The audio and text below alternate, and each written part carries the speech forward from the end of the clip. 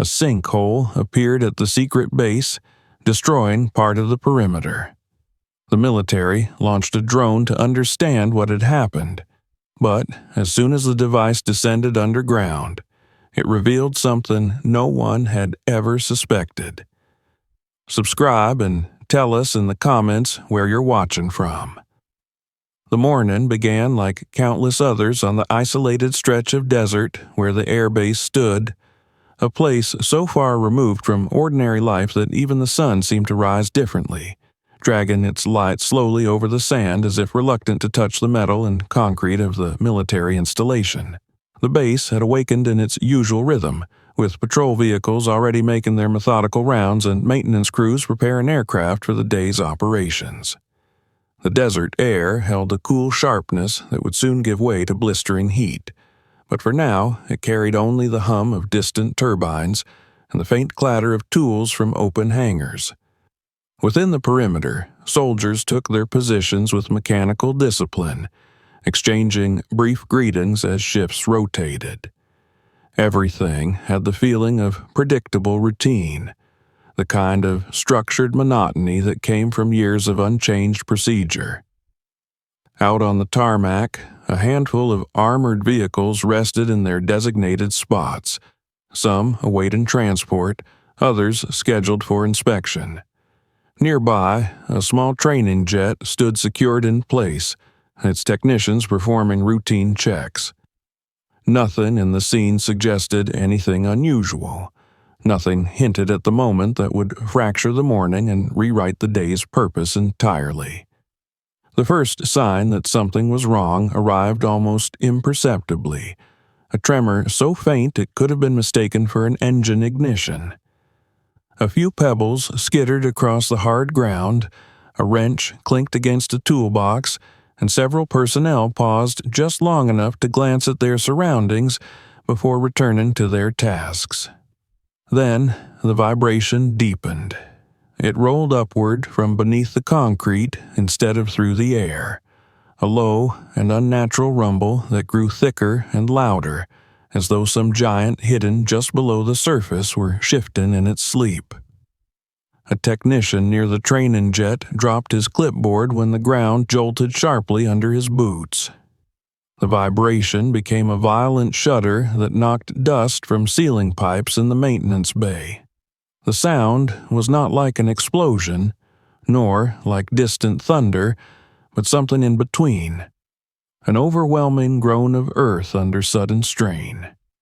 In the open area near the parked vehicles, the concrete began to fracture, long hairline cracks racing outward like lightning across a stormy sky.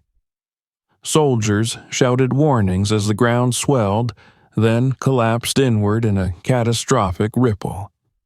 The surface broke apart in several places at once, collapsing into a massive chasm that yawned open with terrifying force. The soil and concrete did not fall smoothly but crumbled in uneven slabs, creating a vortex of debris that tumbled downward.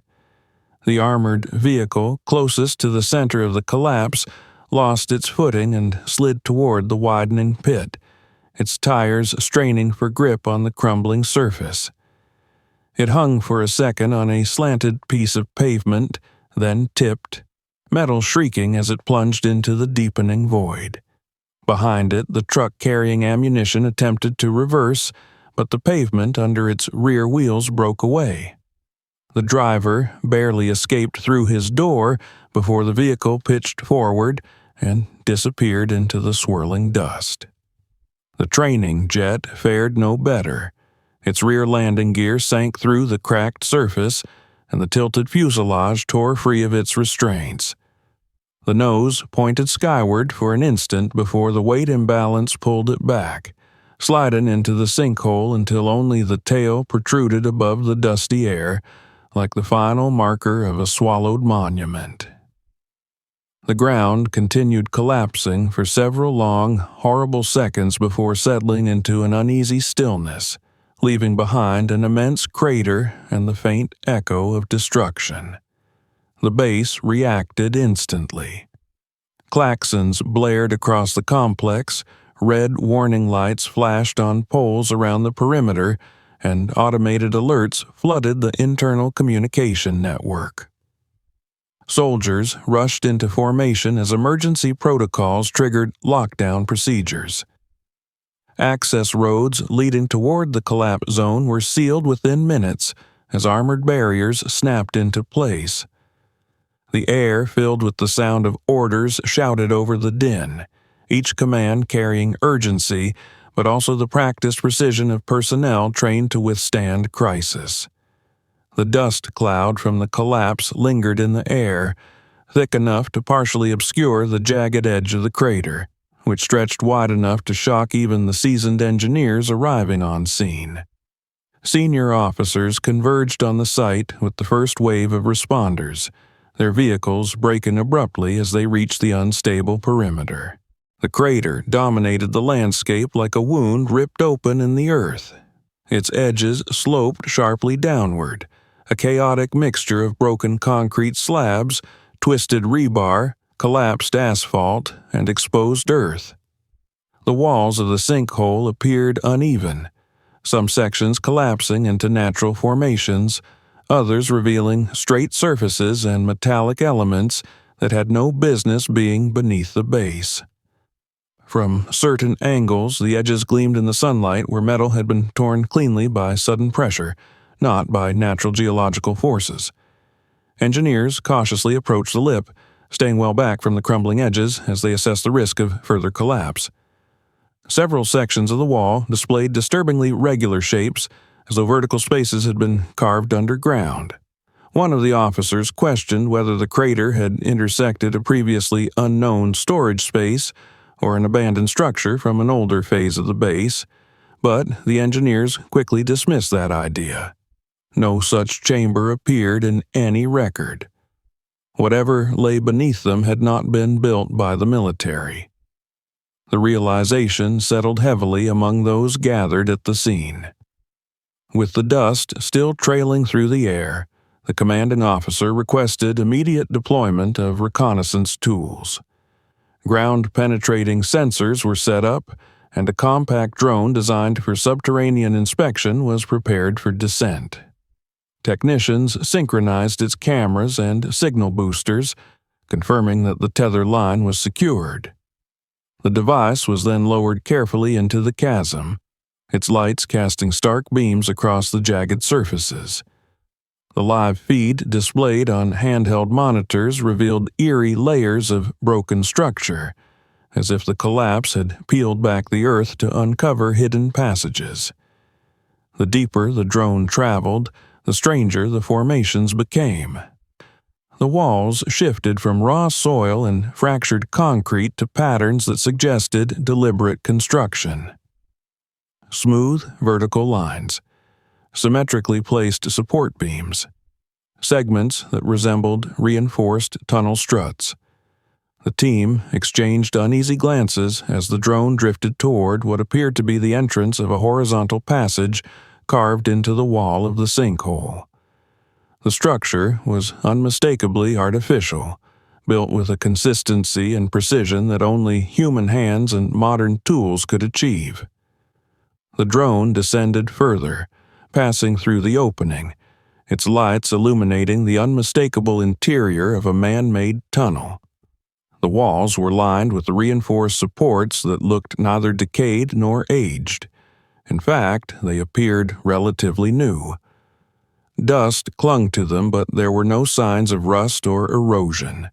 It was a construction far too recent to belong to any archived infrastructure. At approximately 60 meters below the surface, the drone's feed flickered. The image distorted, vanishing into a haze of static. Technicians attempted to re-establish signal, switching frequencies and toggling the boosters, but nothing restored the connection. The drone had not crashed. Its tether line remained taut, suggesting it still hung freely in the void. Yet the signal was gone, cut off abruptly as though something below had interfered with it. The engineers exchanged alarmed looks. A natural obstruction could cause interference, but a complete and sudden blackout, especially one occurring the moment the drone entered deeper into the tunnel, suggested the presence of either shielding materials or an active blocking device. The commanding officer studied the last frozen frame of the video feed, which captured a sliver of the tunnel's interior before the blackout. The image lingered with unsettling clarity. A smooth, reinforced passageway stretching into darkness, built with deliberate intent, offering no clue as to who had carved it or for what purpose. The implications were immediate and troubling. Something was beneath the base, something that no official documentation acknowledged, and the collapse had exposed it only by accident. The decision to send personnel down for a physical inspection came quickly. The scale of the collapse, the mysterious tunnel, and the sudden loss of the drone signal demanded a direct investigation. Already, soldiers were establishing a wider exclusion zone around the sinkhole, ensuring that no unauthorized individuals approached the scene. Equipment for a manned descent was prepared, ropes and harnesses fitted, environmental sensors calibrated. The base's routine had been shattered, replaced by a heightened tension that threaded through every movement of the personnel. The morning that had begun with quiet routine had transformed into a scene of controlled chaos, with the crater at its center pulling everyone's focus toward the unknown.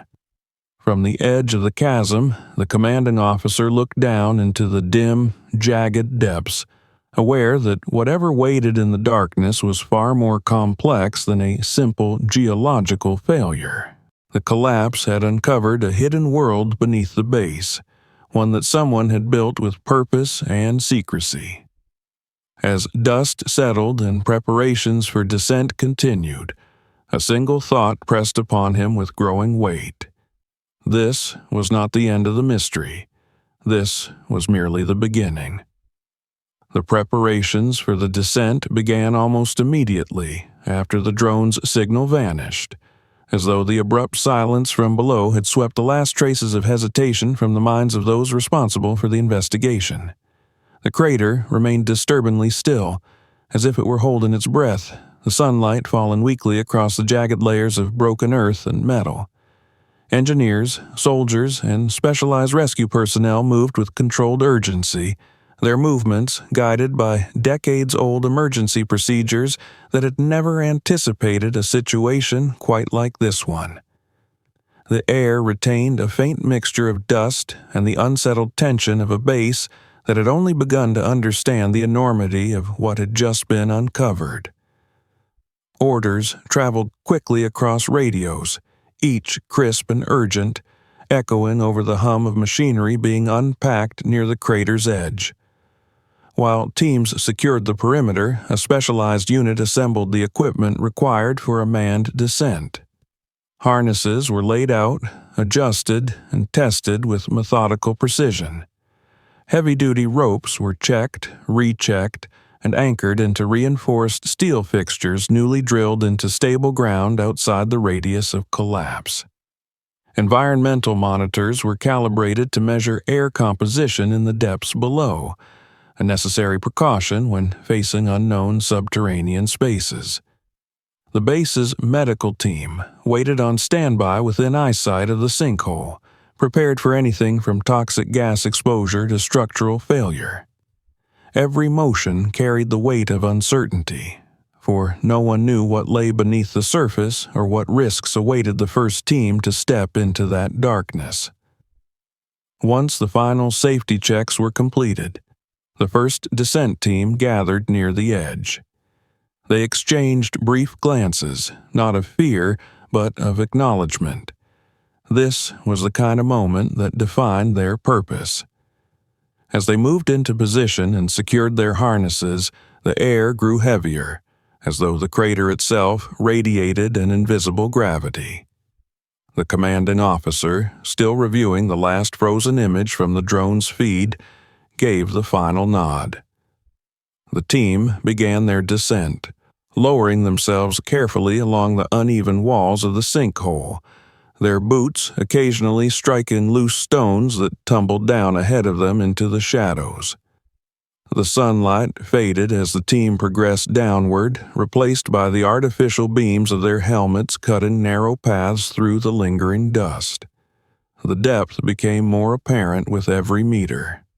Broken layers of concrete, once thick reinforced slabs, and twisted bars of metal jutted from the walls like ribs of some vast, buried structure torn apart by collapse. The deeper they went, the more the silence pressed in around them, broken only by the scrape of their gear against the walls and the faint echo of falling debris. By the time they reached the ledge where the drone had last transmitted, the sinkhole was a distant bowl of light above them, unable to reach the cavernous hollow below. The entrance to the horizontal tunnel revealed itself with far greater clarity now that the team stood before it. Even in the dim beam of their lights, the edges of the passage were sharp and deliberate, cut into the earth with unmistakable intention. The walls bore signs of modern excavation equipment, not the crude marks of old tools, but clean, deliberate surfaces supported by recently installed metal frames. Dust coated everything uniformly, yet there were no signs of age. The supports showed no rust. The bolts looked almost new. The tunnel had not been here for decades, or even many years. It had been constructed recently, so recently that several of the team members exchanged uneasy looks, each arriving at the same silent conclusion without words.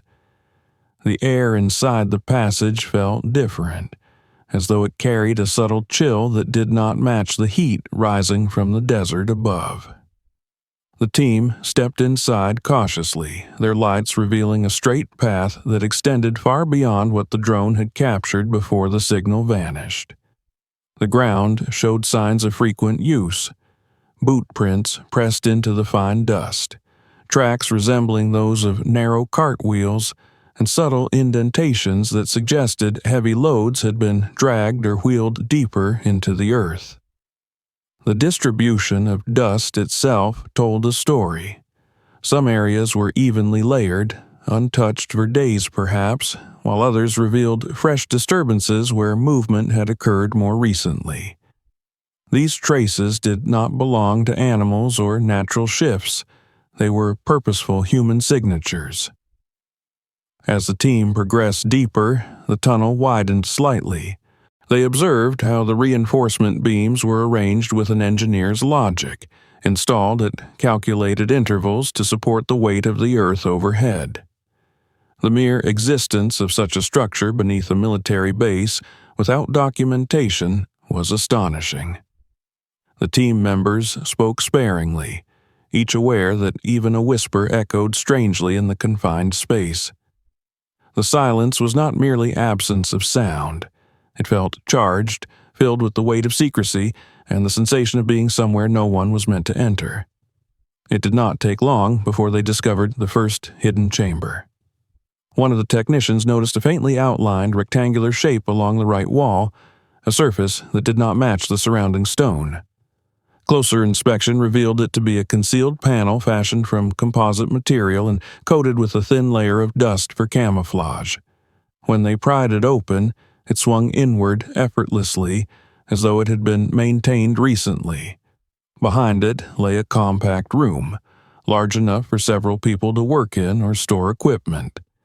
Shelves lined the walls, holding sealed containers stacked with an almost obsessive sense of organization. No military markings adorned them. Instead, they bore blank labels, or none at all, a detail that immediately raised suspicions.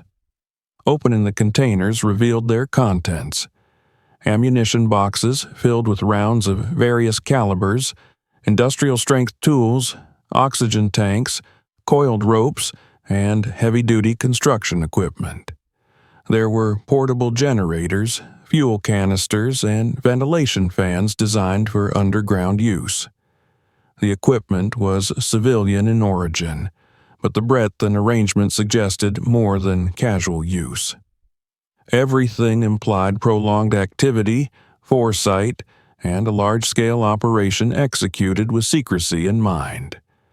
The discovery lent a chilling validity to the theory that someone had constructed this network deliberately and systematically.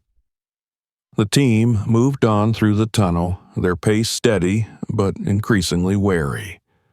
The farther they went, the stronger the impression became that the corridor had served as an artery for continuous movement. The boot prints and wheel tracks continued, sometimes overlapping but consistently directed toward the depths ahead.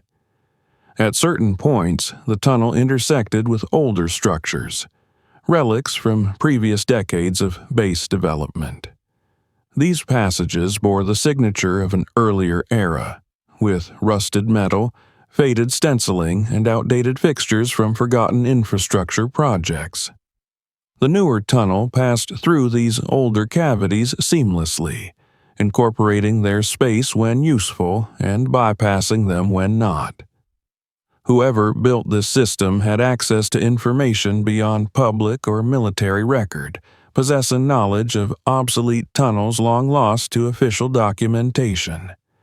The air thickened slightly as the team ventured deeper, and the faint hum of machinery stirred in the distance, a sound too controlled to be geological. When they encountered a widening of the corridor ahead, they paused before entering the next area. The space beyond opened into a chamber far larger than the first hidden room, suggesting this was a central point within the network. The walls were lined with black cables running in parallel, feeding into portable generators placed atop reinforced platforms. Papers, tools, and bits of packaging littered the floor as though abandoned in haste.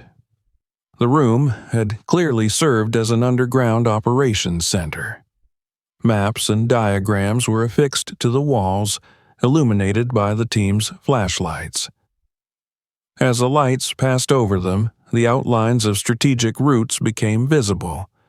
Paths marked in red, blue, and black, some forming concentric reference points around the perimeter of the very base above, others reaching outward toward sectors that were unmistakably part of the restricted area belonging to the notorious Zone 51. The maps were detailed, containing topographical indicators, estimated sensor locations, and notations regarding geological density in certain regions.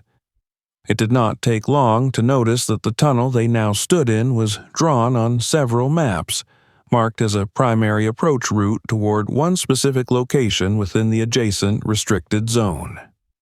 Papers scattered across makeshift desks showed calculations of load-bearing capacity, depth measurements, air circulation plans, and notes related to excavation progress. Some carried signs of repeated revisions, lines crossed out, new measurements scribbled in the margins. It was evident that the builders had adapted their plans again and again as they worked deeper, adjusting for unexpected rock formations or changes in soil consistency. This was not the work of amateurs or casual trespassers. It was a carefully orchestrated operation, executed by individuals who possessed both technical knowledge and a clear, unwavering objective. As the team continued to explore this underground command point, they realized the operation must have involved multiple people working systematically for months. The network of tunnels, the hidden storage rooms, the improvised command center, and the meticulous notes all pointed to a level of planning that rivaled military operations. Yet, the absence of any official record meant these builders were acting entirely outside the law, beneath the feet of one of the most secure military installations in the country. The deeper truth was beginning to emerge, unsettling and undeniable. Someone had not simply created a tunnel beneath the airbase. They had carved a pathway aimed directly toward one of the most restricted and secretive facilities in the United States. The discovery of this base of operations added overwhelming weight to the mystery, raising the stakes for whatever the team might find next.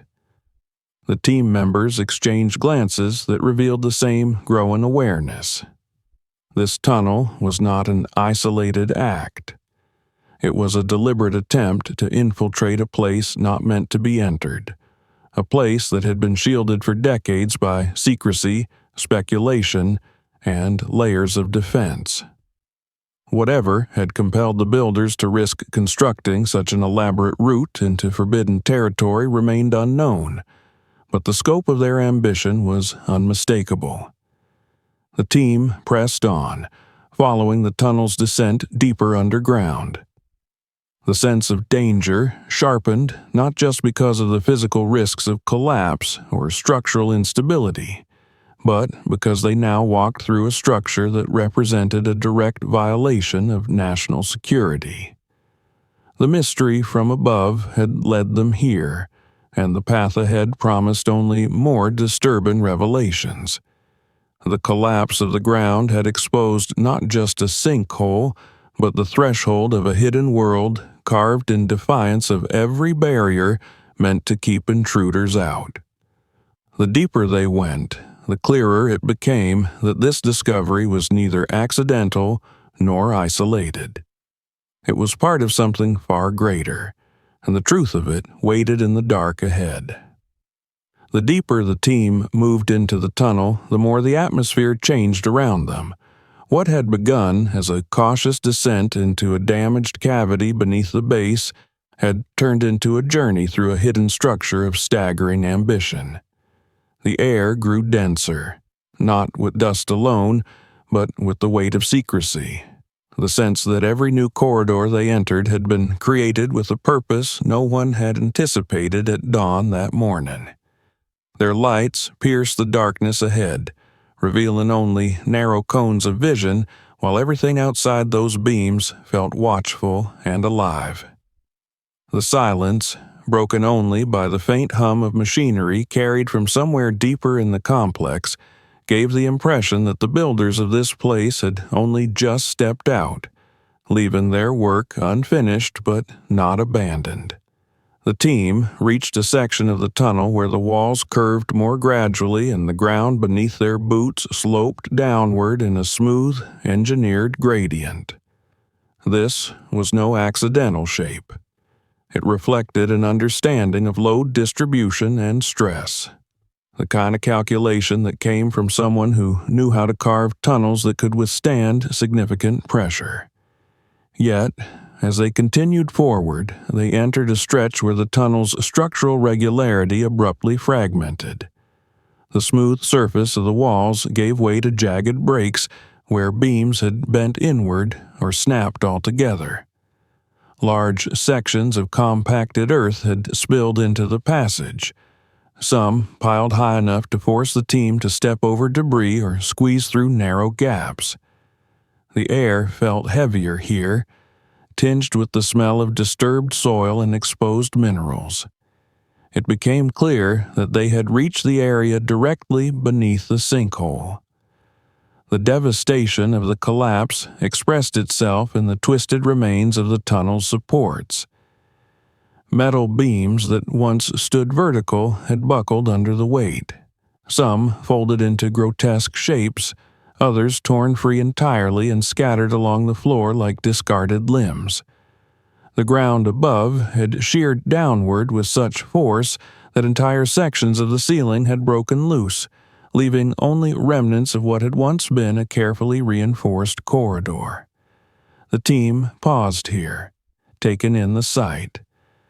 This was the point at which the tunnel's designers had made their fatal miscalculation. The widening of the chamber, begun without reinforcing the surrounding earth adequately, had triggered a chain reaction. The supports had not been designed to handle the enormous strain created by the expanding cavity, and the ground overhead had collapsed with crushing finality. From where they stood, the faint edge of sunlight filtering down from the distant sinkhole above reminded them just how fragile the barrier between the surface and this subterranean world could be. The collapse, though catastrophic for the base, had been merely the byproduct of a hidden project much larger in scale. Had the builders managed to reinforce the chamber correctly or pace their excavation more cautiously, the base might never have discovered what lay below. The thought lingered in the minds of the team as they surveyed the ruined section with a mixture of awe and unease. The collapse had stopped the builders, but it had also brought their work into the light. Beyond the ruined section, the tunnel widened into a different kind of passage, one that bore signs of being carved around pre-existing structures. The walls transitioned from newer smooth surfaces to older, rougher textures marked with discoloration and faint paint patterns worn over time. The team's lights revealed metal struts corroded with age, bricks chipped and discolored, and conduits running unevenly along the walls in ways that no modern engineer would design. These were remnants from an era long past, perhaps dating back to the height of the Cold War, when the military had constructed extensive underground networks for infrastructure that had later been sealed, abandoned, or forgotten. The team moved cautiously through this patchwork of old and new. The older structures intersected with the new tunnel at irregular intervals, creating a labyrinthine mixture of temporal layers. In some places, the new excavators had simply broken through old walls, leaving jagged outlines that revealed forgotten spaces behind them. In others, they had incorporated old chambers directly into their design, using them as shortcuts or natural expansions in the network. The careful choice to integrate these long-lost passages rather than avoid them suggested access to historical schematics that were no longer part of the base's active archives. Whoever built this network knew more than any civilian should know, and possibly more than many within the military itself. As the team ventured deeper into one of the larger intersecting chambers, they found signs that the builders had turned this place into a central hub. The ceiling rose high above them, forming a vaulted dome supported by heavy crossbeams. A faint but noticeable scent of fuel and electricity hung in the air. The floor showed patches where tools had scraped, where heavy equipment had been dragged, and where footprints, countless footprints, had passed. Against the far wall stood portable generators, some still warm, their cables snaking outward like veins across the floor. Fuel cans lay nearby, some half full, others empty. The remains of food wrappers, emptied water bottles, and other human traces suggested that people had not only worked here, but had spent long amounts of time underground. Tables made of scavenged materials held piles of documents weighted down by rocks and tools to keep them from sliding. The papers bore calculations, schematics, and diagrams. As the team shone their lights over these documents, the images sharpened into recognizable forms. Floor plans, topographical cross-sections, and detailed maps of restricted zones. Bold lines cut across the maps indicating potential pathways, angles of approach, and weak points in structural fortification. Several maps depicted the regions surrounding the base with astonishing precision, showing not only the outer boundary but also sections of underground infrastructure rarely shown outside classified channels. One map in particular featured an unmistakable outline, the perimeter of Zone 51, marked in meticulous detail. This discovery confirmed everything the team had suspected. The tunnel was not simply a geological accident or the project of rogue trespassers seeking thrill. It was a deliberate construction intended to lead into one of the most secure and mythologized facilities in the nation. The scale of preparation visible here spoke volumes. The builders understood the patrol rotations, the density of bedrock, the types of motion sensors likely used in the restricted area. They had calculated angles to avoid seismic detectors and had plotted their course through the least monitored sections of terrain. They knew the old infrastructure well enough to exploit forgotten segments and integrate them into their route. The more they examined the materials on the tables, the clearer the timeline appeared. The project had evolved over many months. Early sketches showed a rough outline of the tunnel far shorter and less sophisticated. Later, diagrams displayed corrections, changes in direction, and newly added branches. Some notes described unexpected encounters with harder rock or water pockets, leading to rerouting. Other notes mentioned older tunnels discovered by accident during the excavation. With each revision, the builders adjusted their strategy to optimize the path toward their final destination, a subterranean section of Zone 51, whose exact purpose remained unknown, even to the team now observing the documents. The realization that civilians, radical ones at that, had successfully built a complex, covert system beneath a military base without being detected was unsettling for every member of the team. It was a kind of violation that went beyond the physical breach of the Earth. It represented a breach of security, of vigilance, of the very assumptions that structured the base's operations. The outside world had always speculated about what lay beneath Zone 51. Conspiracy forums were clogged with theories ranging from extraterrestrial research to secret weapons hidden underground. But the builders of this tunnel had taken that speculation to extremes, transforming it into a mission that combined paranoid ideology with reckless determination. The artifacts in this underground headquarters revealed layers of obsession, conviction, and resourcefulness. As the team absorbed the scale of what the builders had achieved, they could not help but feel a sense of proximity, not just in space, but in time. These documents had not gathered dust for years. The ink was fresh, the tools well maintained, and the generators still held warmth from recent use. Somewhere in this subterranean labyrinth, the people who built it had worked tirelessly, and perhaps were even nearby before the collapse forced them to flee. The sense of their presence lingered in the stale air, a ghostly reminder of how close the two groups had come to crossing paths. The chamber's exit led into another tunnel that sloped further downward, drawing the team deeper into the secretive underworld the builders had carved. As they walked, the evidence of planning continued. The new tunnel here appeared more refined than earlier sections, displaying fewer signs of improvisation. The supports were evenly spaced, and the air was noticeably fresher, suggesting functioning ventilation further down the line. The smoothness of the floor told them that heavy transport had likely passed through recently. The team members could not ignore the sensation of being watched, not by people, but by the intentions embedded in the very stone and metal around them. Every beam, every reinforced segment, every cable felt like a voice whispering in the dark. Someone intended to go much deeper than this. The tunnel grew warmer as they advanced, the hum of machinery becoming more consistent.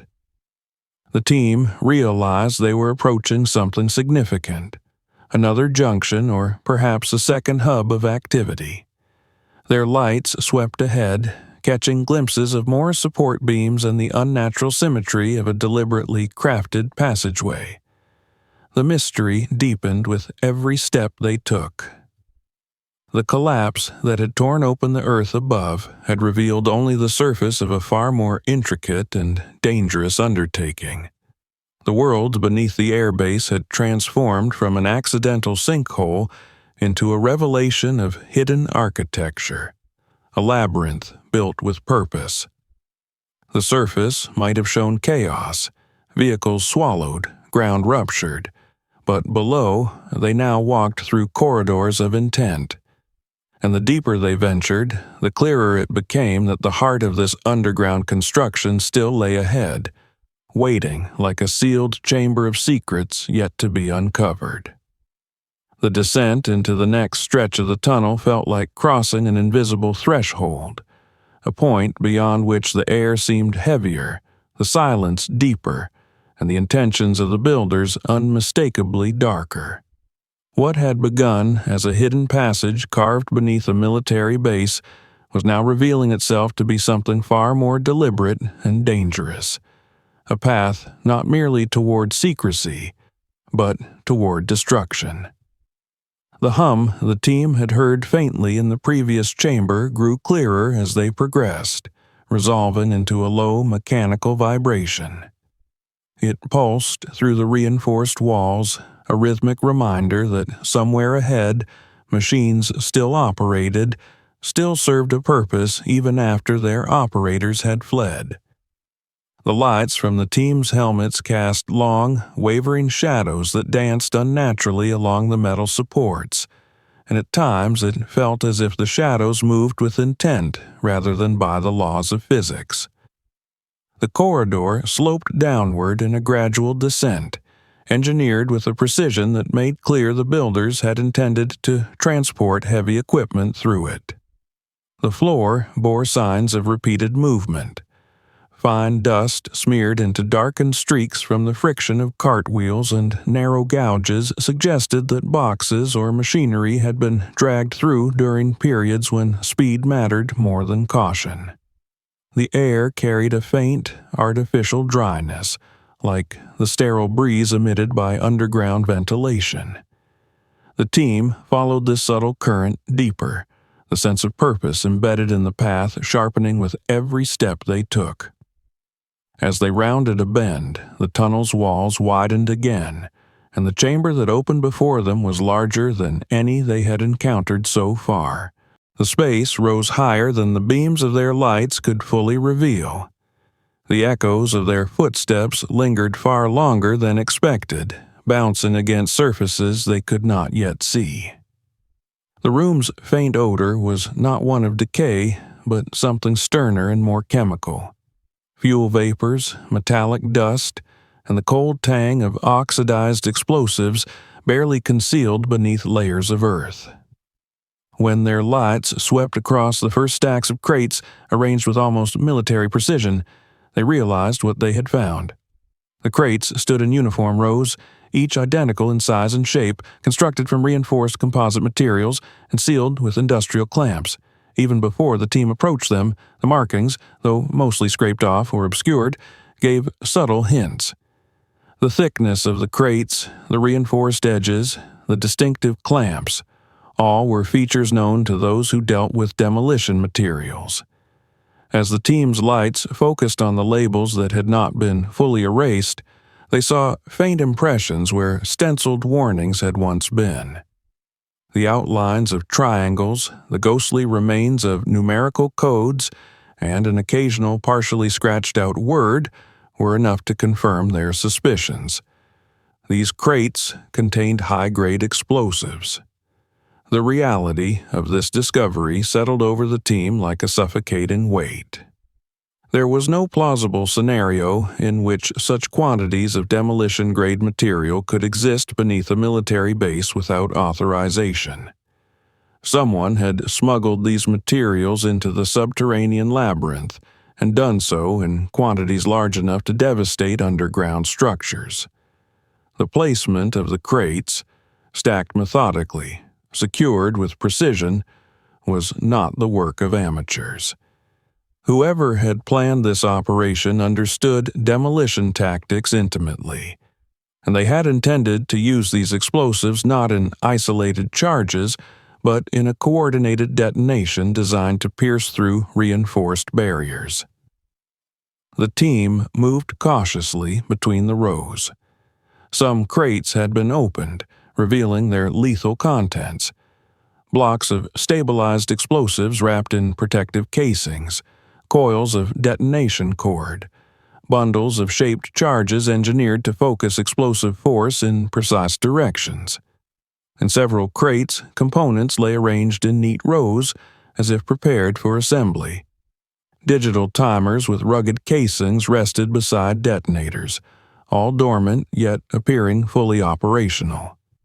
The equipment was clean, orderly, and meticulously organized, a chilling testament to how close the unknown group had come to executing their plan.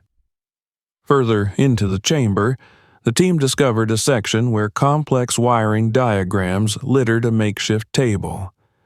The papers were covered in hand-drawn lines illustrating blast patterns and shockwave behavior, annotated with detailed calculations. Red arrows indicated the intended direction of concussive force. Blue lines marked structural weak points. Several sketches depicted the same target from different angles. A thick concrete wall reinforced with steel mesh and interconnected beams.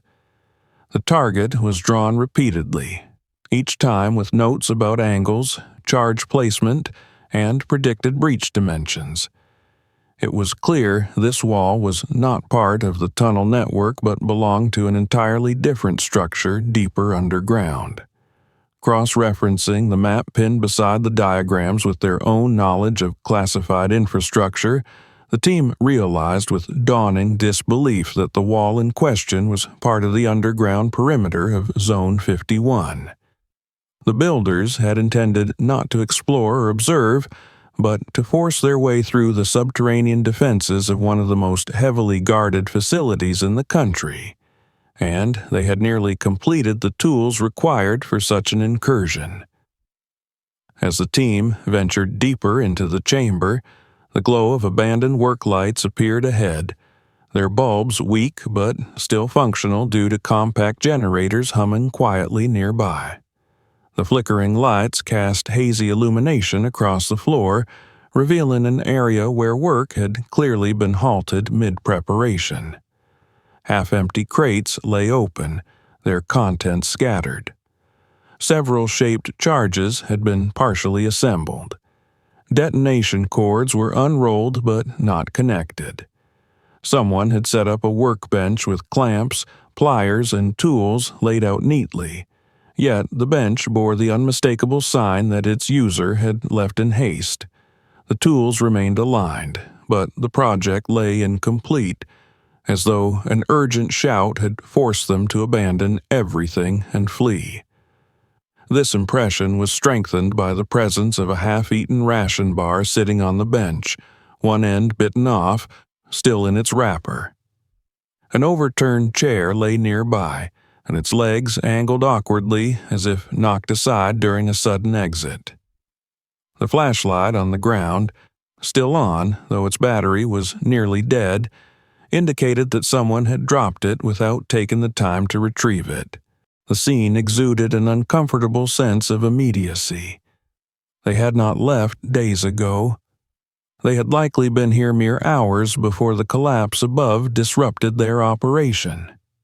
Among the papers scattered on a portable metal table were handwritten notes, scribbled in uneven script that revealed hurried thought rather than careful planning. Phrases leapt out from the pages with jarring clarity. Breach chamber, extraction window, truth vault, and confirm artifacts. Other pages contained lists of supplies, timelines for excavation, and projected schedules for detonations. One note in particular bore a phrase repeated more than once. They must know. The world must know. The conviction of the builders was evident even through these brief glimpses into their minds. They were not motivated by money, espionage, or sabotage. They were motivated by belief, a fanatical certainty that the government was hiding truths they were destined to reveal. The deeper the team moved into the room, the more evidence supported this conclusion. Stacks of printed articles from conspiracy websites were pinned to a makeshift corkboard.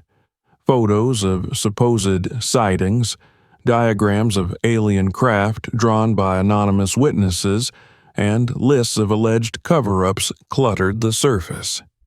Quotes from speakers known for promoting fringe theories had been underlined and highlighted. The ideological foundation of this operation was clear. The group believed that beneath Zone 51 were secrets about extraterrestrial life, secrets the government had concealed for decades. Their intention had been to uncover those secrets by force, using the explosives to create a breach large enough to access the subterranean chambers they imagined held alien artifacts or bodies. Some of the diagrams showed ambitious speculation, such as the interior layouts of supposed alien containment units or hypothetical vaults containing crash debris. None of these had any basis in classified reality, but the builders' meticulous preparation showed that they had fully embraced these theories.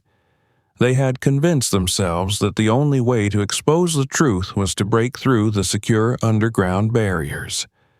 Their certainty made their preparations even more alarming. They had been willing to risk massive damage, potential casualties, and a catastrophic breach to achieve their ideological goal. As the team explored the chamber's far corner, they found a large schematic pinned to the wall, a detailed side-view illustration of the underground infrastructure. It showed not only the tunnel network the intruders had carved, but also the portion of the subterranean perimeter where they planned the breach. This illustration was based on a combination of publicly available speculation and bits of classified knowledge the group must have somehow obtained. It showed the target area as a thick reinforced wall leading to what they believed was an interior vault of unprecedented secrecy. The truth, as the team knew, was far less sensational. They recognized the section of the diagram and understood that the real space beyond the wall housed old archival storage areas, maintenance tunnels, and sealed-off laboratories from decades past. There were no alien remains or exotic technologies, but the intruders did not know that. They had projected onto that space all the fantasies their movement had cultivated over years of online forums and clandestine meetings. Their breach would not have uncovered extraterrestrial mysteries. It would have resulted in destruction and chaos. The thought lingered heavily among the team as they stood in that chamber. The explosives would have cracked open structural sections not designed to withstand inward assault. Debris could have cascaded into adjacent areas, crushing old support systems and potentially causing collapses beyond the target zone.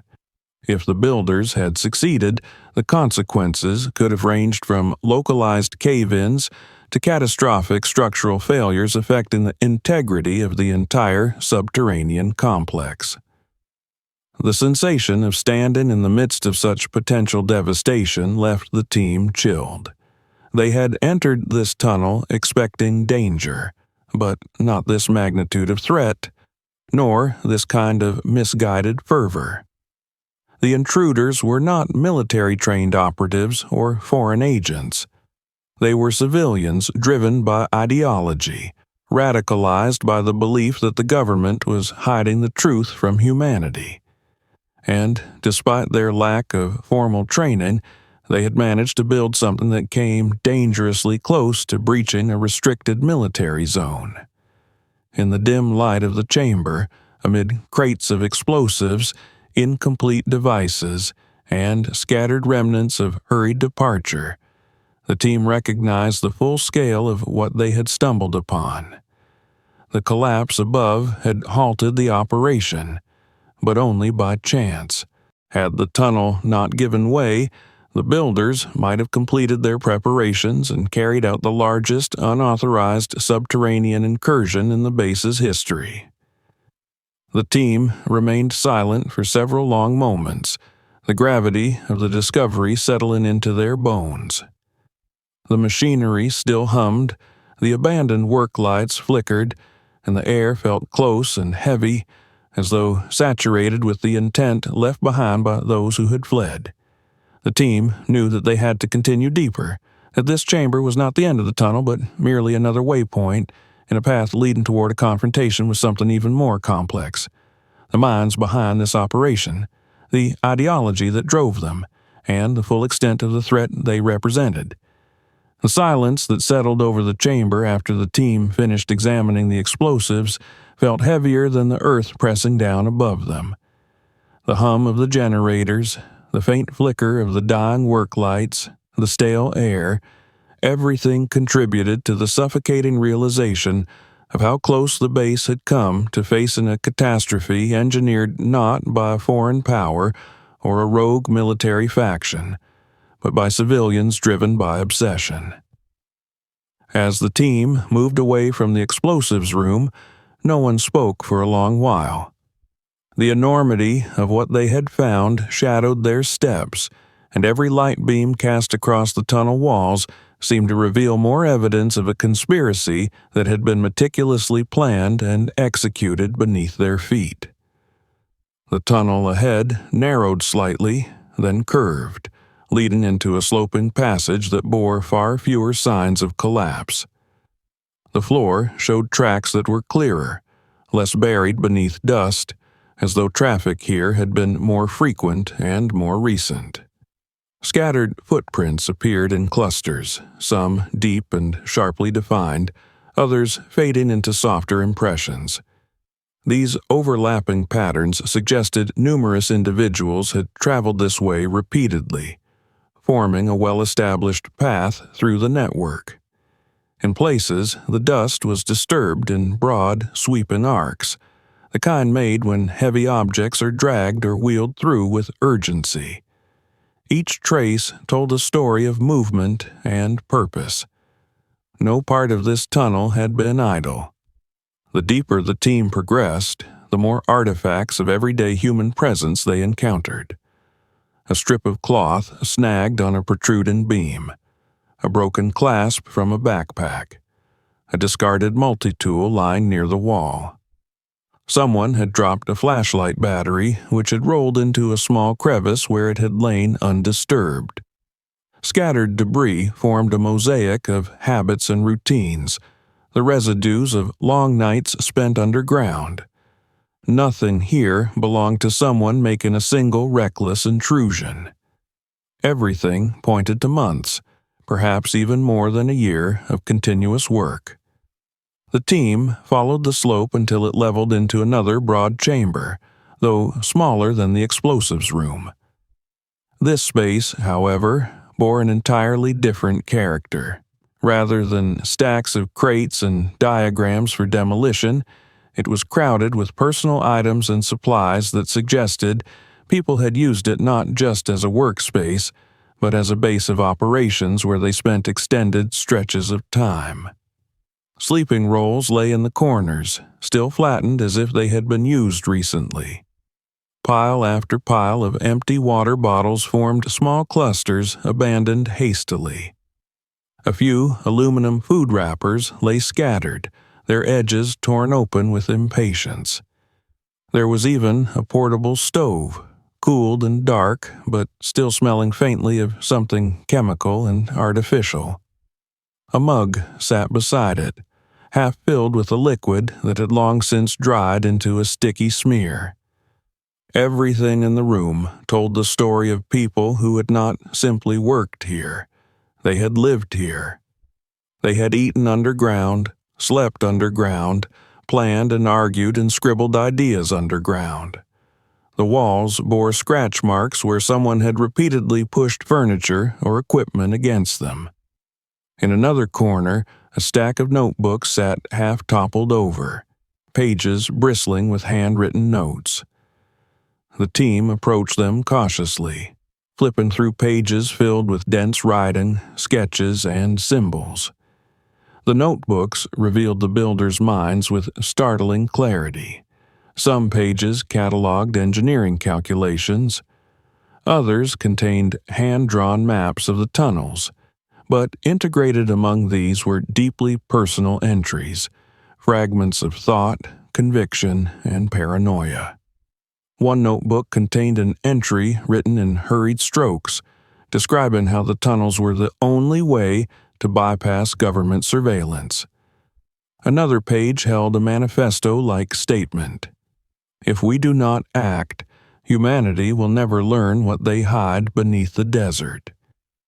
There were references to group meetings, secret gatherings, coded communication channels, and discussions about avoiding detection. It became tragically clear that the people behind this operation were not hardened criminals or trained infiltrators. They were ordinary individuals who had drifted far from reason, pushed by conspiracy-driven ideologies into believing that they had a moral obligation to expose secrets that did not exist. Their writing revealed fear. Fear of being discovered, fear of betrayal, fear of the government's imagined power. But it also revealed a shared sense of destiny. They saw themselves as heroes of a cause, compelled to risk everything for a truth they had convinced themselves was hidden behind the walls of the restricted zone. The team continued through the room, collecting samples and scanning for anything that might identify the individuals involved. They found pieces of clothing with worn tags, personal hygiene items, fragments of packaging from common stores, and scribbled shopping lists tucked between pages of a notebook. There was not a single item of military-grade equipment. Everything was store-bought or improvised. The radios they found were inexpensive civilian models. The headlamps and batteries were of the type sold in camping supply stores. Even the survival tools were mass-market products. Nothing indicated professional training or sophisticated backing. They were simply resourceful individuals driven by obsession. The room also contained large bags with excavation tools, shovels caked in dried earth, rock hammers, chisels, and pneumatic drills powered by portable compressors. Several tools lay scattered on the floor near the tunnel leading deeper underground. Their placement suggested they had been dropped suddenly, perhaps at the moment the collapse above occurred. The suddenness of their abandonment reinforced the impression that the group had fled in panic, realizing that the cave-in had exposed their entire operation. The team moved toward the far end of the chamber, where a narrow corridor led into an unexpectedly spacious alcove. Inside, they found something that sent a ripple of shock through their ranks. Against one wall stood a tall corkboard covered in pinned documents and printed pages.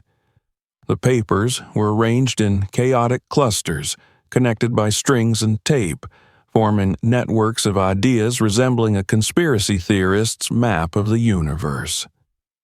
The closer they looked, the more disturbing the web became.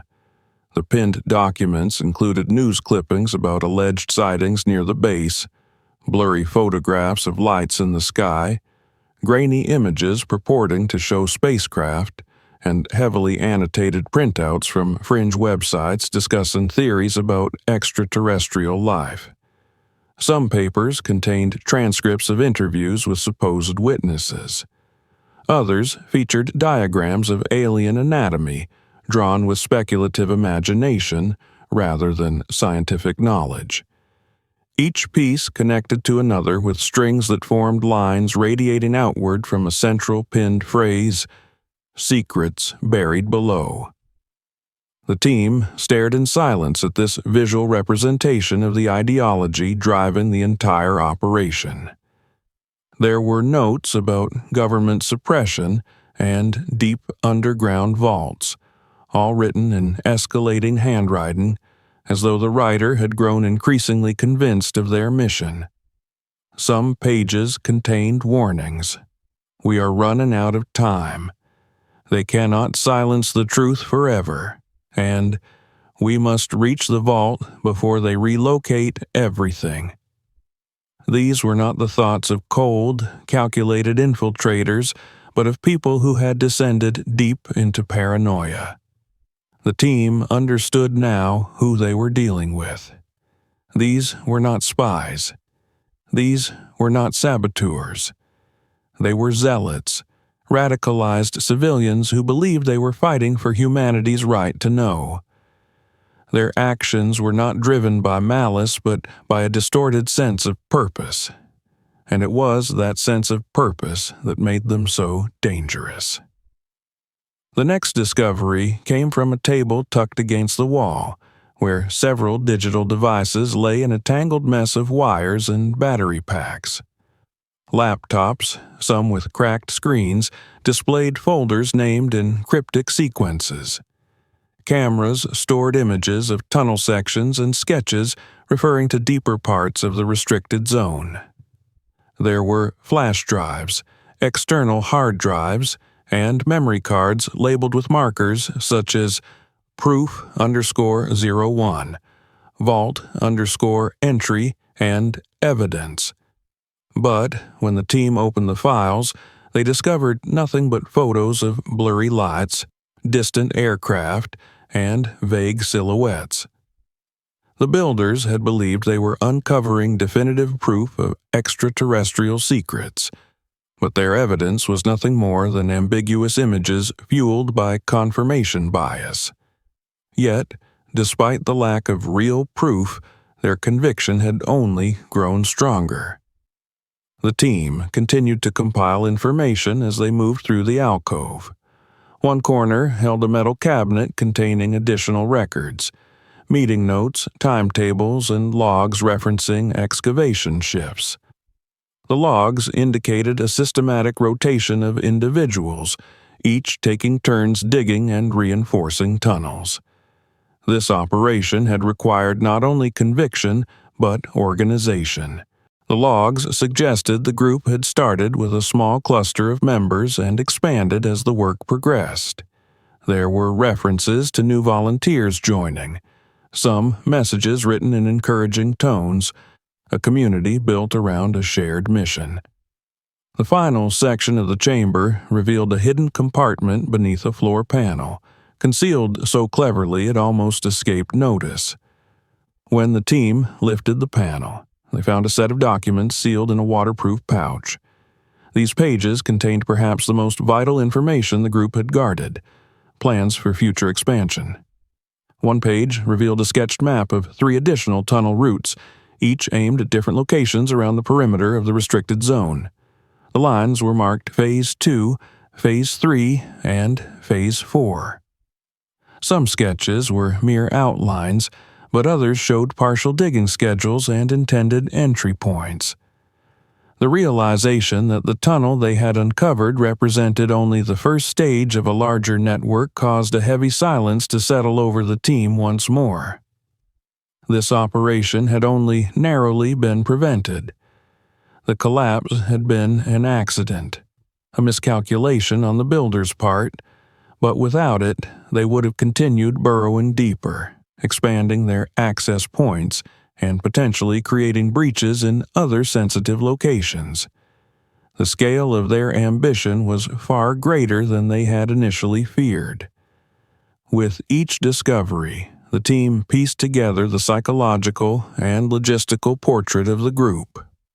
They saw civilians who had lost themselves in the depths of their own theories, who had poured their time, money, and energy into an operation they believed would expose truth to the world. They had operated in secret, evading detection by working at night, disguising their surface structures as abandoned trailers, and hauling supplies discreetly across the desert. They had no military support, yet they had built something that nearly altered the course of national security. The team members felt a growing weight in their chests as they looked around the alcove, the cluttered evidence of a mission that had spiraled far beyond reason. They could not help but wonder what had driven these civilians to such extremes. Had they been motivated by fear, by hope, by some promise whispered among like-minded friends? Or had they descended into the depths of their own imaginations until the line between reality and fiction had blurred beyond recognition? The quiet in the chamber thickened as they took stock of the overwhelming evidence. These tunnels were not just pathways carved through stone. They were manifestations of belief. Dangerous, misguided belief that had almost resulted in catastrophic consequences. The group had not acted out of malice toward the base itself, but out of fervor to expose imagined truths buried underground. Their misguided dedication made them unpredictable and potentially capable of attempting another incursion if given the chance. With that unsettling thought, the team prepared to move deeper into the tunnel system. For despite everything they had found so far, they knew there was still more ahead, more chambers, more evidence, and perhaps the final answers about the group's actions. And somewhere beyond the next turn, the consequences of this underground world would continue to unfold, revealing not only the scope of the attempted breach, but also the lingering danger that escaped into the desert when the group fled in the wake of the collapse. The realization that the tunnel network extended far beyond the first chamber weighed heavily on the team as they prepared to advance into the remaining sections. The documents they had uncovered, the sketches marked Phase 2, Phase 3, and Phase 4, revealed an ambition so sweeping that it chilled even those accustomed to dealing with threats against national security. The scale of the operation was far greater than the team had imagined when they first stepped into the sinkhole. What had seemed at the start like a rogue excavation driven by a handful of obsessed individuals had now revealed itself to be a coordinated, long-term effort involving dozens of people working in secret toward a shared and dangerously misguided goal. The air in the tunnel felt thicker as they moved forward, almost as though the network itself resisted their discovery, reluctant to relinquish the secrets that had been carved into its bones. The tunnel stretched ahead, its path marked by footprints, smudges of dirt, and careful reinforcement that showed how deliberately the group had shaped it. The team passed through sections where beams had been newly installed, still bearing flecks of shiny metal at their joints. Other beams were older, dusted with the residue of months of work and faint traces of human touch. The lights from the team's helmets glinted off bolts that had been tightened meticulously with the same dedication a craftsman might bring to a labor of passion. That sense of obsessive intent clung to every surface, every shadow, reminding them of the fanaticism that had shaped this hidden world. It had been carved by hands driven not by orders, but by conviction. The path narrowed again, then opened into a corridor that showed signs of greater stress. Cracks ran along sections of the ceiling and walls, indicating where the earth had pressed harder than the builders anticipated. Scattered debris suggested the intruders had attempted to reinforce these areas, but had been forced to abandon the effort midway. Loose soil and fragments of rock littered the floor, requiring the team to move carefully as they pressed deeper into the network. They were acutely aware that the collapse above had destabilized portions of the tunnel system, and every sound of shifting earth echoed like a warning. Eventually, after a steady descent, the team reached a junction where the tunnel split in several directions. The left path had partially collapsed, its entrance blocked by fallen earth that was too precarious to clear without risking further destabilization. The right path was narrow, unfinished, and littered with unused materials. Bags of cement, metal rods, and wooden braces that had not yet been installed. The central path, however, was more developed. Its walls bore signs of wear from repeated contact, and the footprints leading into it were significantly more numerous.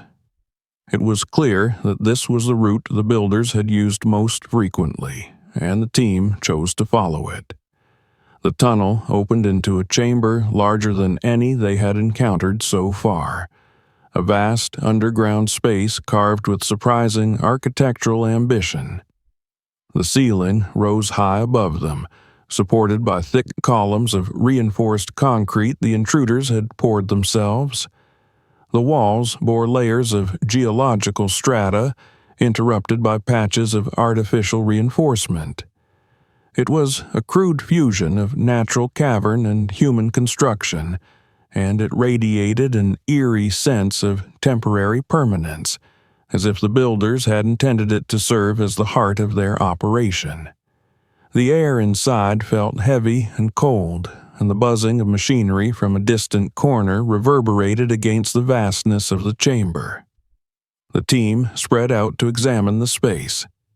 Along one wall, several portable floodlights stood arranged in a row, though only one remained on, its beam flickering weakly in the dimness. Workbenches were scattered around the room covered in tools, spare parts, and half-finished devices. Piles of stone and earth rested beside industrial carts, some stacked neatly, others abandoned mid-use. The room felt frozen in time, as though the builders had left only minutes before the team arrived, yet the silence made it impossible to imagine the chamber once bustling with activity.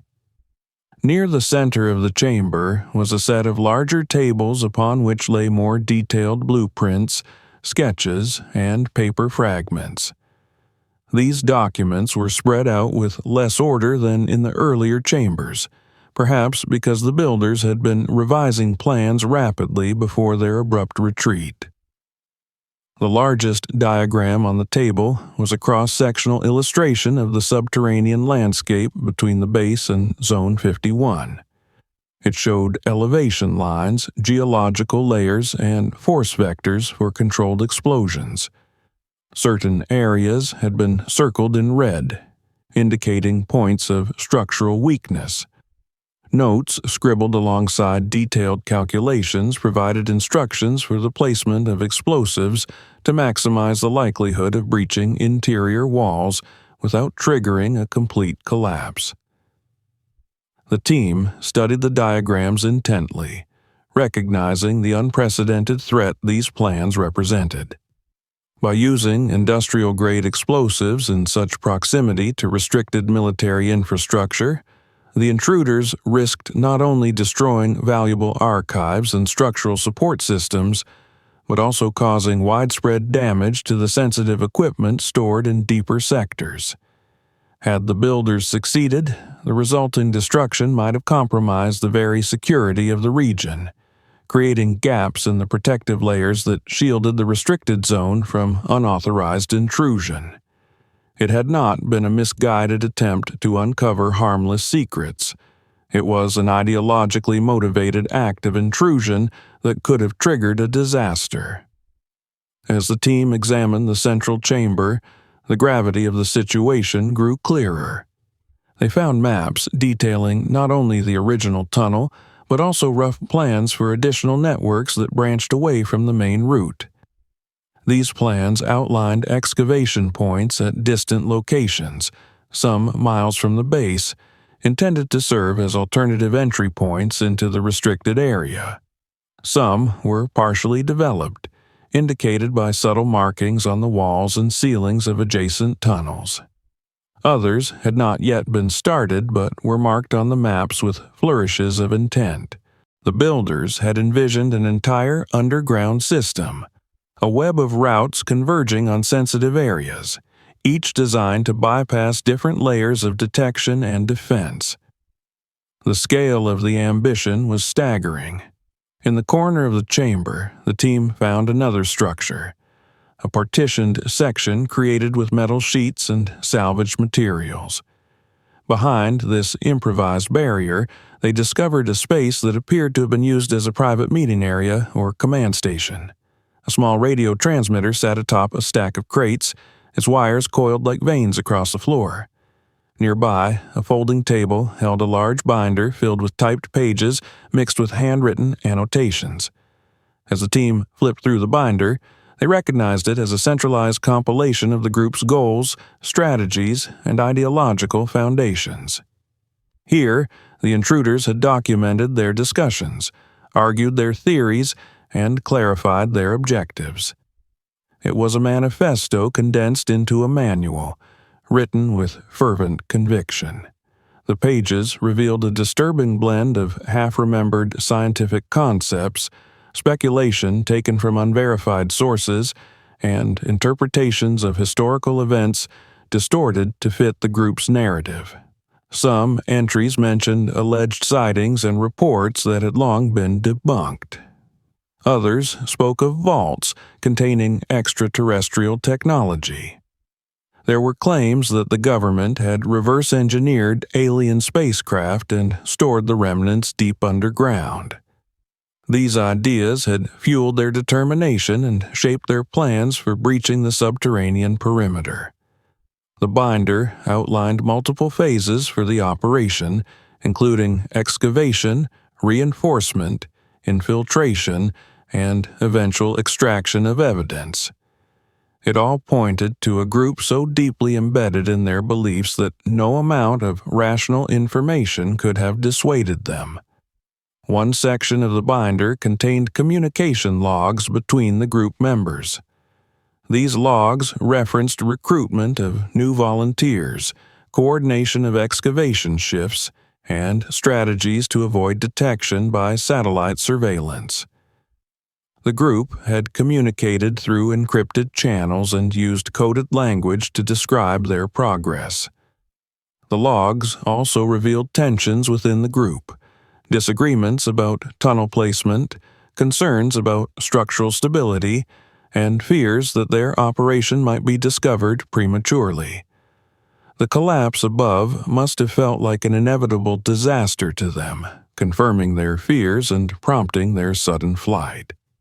Realizing the significance of the binder, the team secured it carefully. It held not only insight into the group's ideology, but also potential evidence that could assist in identifying and locating its members. The binder's final pages contained a section labeled Contingencies, listing escape routes, fallback locations, and alternative methods of infiltration should their primary tunnel be compromised. The implications were chilling. The group had considered multiple ways to continue their mission even if discovered. They had planned to regroup, rebuild, and try again.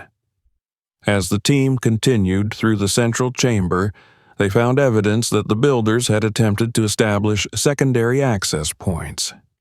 Narrow passages branched off in various directions, though many were still in early stages of excavation.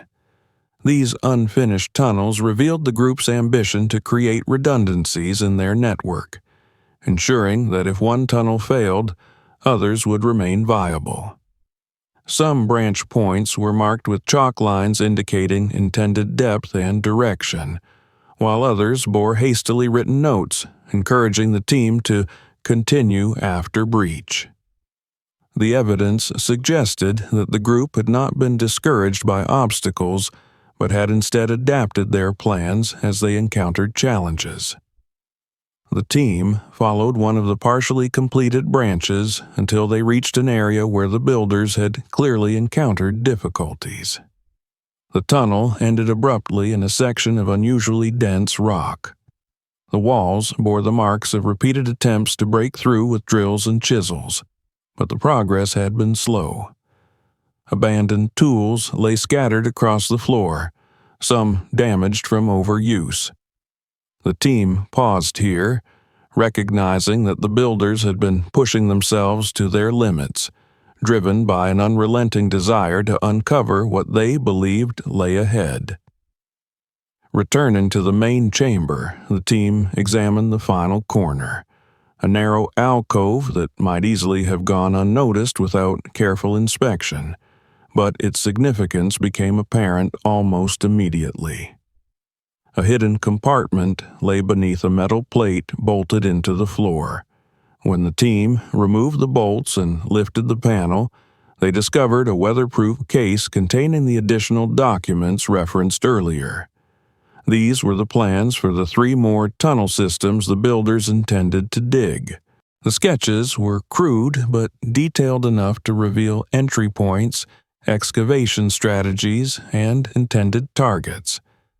They also included notes expressing hope that these tunnels would be proof of concept, a phrase that revealed the builders' intention to continue probing deeper into the restricted zone, regardless of risk or consequence.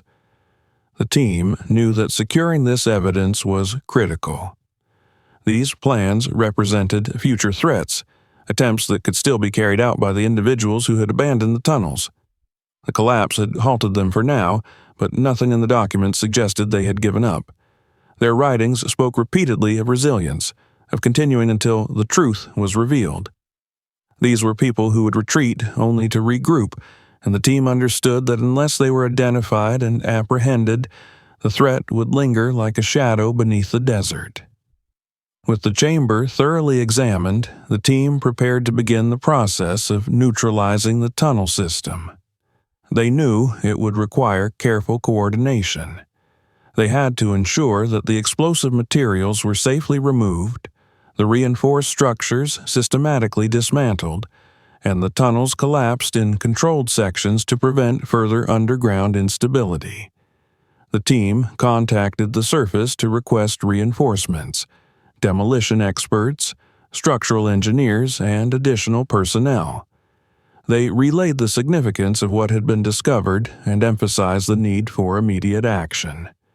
There could be no delay in securing the site.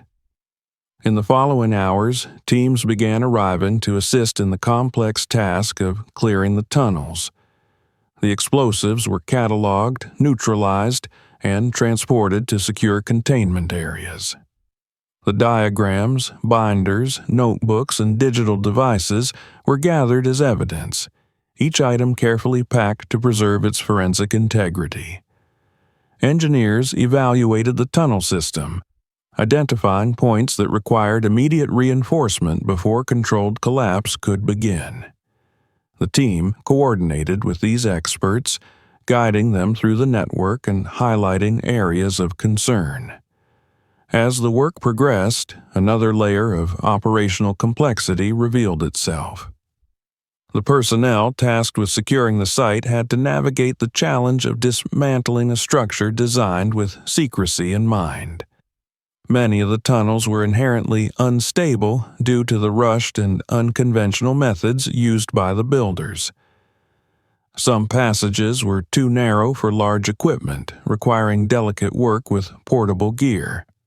Others were too dangerous to enter at all, forcing the team to create controlled collapses from a distance. At the same time, intelligence units began compiling profiles based on the evidence collected. The DNA samples, fingerprints, and personal items left behind provided leads. Surveillance teams were mobilized to investigate known radicalized groups and online communities devoted to conspiracy theories. Though the team knew it would take time to identify the individuals responsible, they had enough information to begin building a picture of the group's membership and operations. When the site was finally stabilized and the last of the dangerous materials removed, the process of collapsing the tunnels began. Engineers detonated charges at key structural points to ensure sections collapsed inward safely. The ground trembled as planned cave-ins sealed off chambers one by one. Dust filled the air, and the cracks left behind in the surface marked the end of the tunnel network's existence. Each collapse felt like the symbolic closing of a door, a closure for a threat that had emerged from shadows beneath the desert. On the surface, officials began preparing reports that would never be seen by the public. The official explanation would be a geological collapse caused by a shift in Earth, an event chalked up to natural processes rather than human intent. The truth, that a group of radical civilians had built an elaborate network beneath a military base, would remain classified, locked in secure files accessible only to a few authorized individuals. The public would never learn how close their government had come to facing an unprecedented underground breach. Yet, even as the tunnels were destroyed, one truth remained clear. The group responsible for this operation remained at large, their identities unknown, their intentions unresolved. The notes they left behind suggested they still believed in their mission. Their conviction had not been extinguished by the collapse. It had merely been interrupted. The team knew that somewhere out in the desert or beyond, the individuals who had carved these tunnels might already be planning their next move. As the last section of the tunnel system fell silent beneath tons of crushed earth and reinforced debris, the magnitude of the discovery lingered in the minds of those who had walked its corridors. They had witnessed firsthand the power of belief twisted into obsession, the danger posed by those convinced they alone possessed the truth. The tunnels were gone, but the ideology that had spawned them was not. It whispered in the pages of the notebooks, echoed in the sketches of future tunnels, and lived in the minds of the people who had fled into the night. And though the desert above lay quiet once more, the team could not shake the sense that beneath that silence, beneath the shifting sands and fractured earth, the story was far from over. Before you go, make sure to subscribe so you don't miss what comes next. Share this video with someone who needs to see it, and check out the next stories waiting for you. Your support helps every new episode reach the world.